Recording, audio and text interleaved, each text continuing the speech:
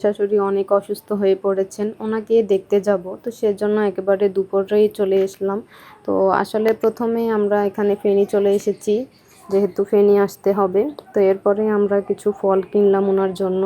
তো একটা তরমুজও কিনেছি। তো সেজন্য বলছি যে তরমুজ এখন কিন্তু সৃজন না, তারপরও কেজি দরে তরমুজটা বিক্রি করে। তো সেই অনুপাতে আমরা তরমুজ নিয়েছি বা কিছু অন্যান্য ফলও নিয়েছি। তো আমার মেয়ের হাতে ফলগুলো দেওয়া হয়েছে। এরপরে আমরা ফলগুলো নিয়েছি, নেওয়ার পরে আমরা আবার একটা গাড়ি ধরবো। তো গাড়ি ধরে এখান থেকে আবার অনেক দূর যেতে হবে। তো আমরা যখন এখান থেকে যাই, তো প্রথমে এই দেওয়ানগঞ্জের রাস্তাটা পড়ে, তো এখান দিয়ে যেতে হয় মোটবাড়িয়া।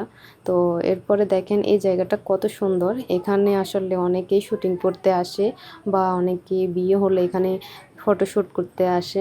জায়গাটা বেশ সুন্দর। তো আমরাও আসলে প্রতিনিয়তই এখানে আসা হয়। অনেক সুন্দর জায়গা।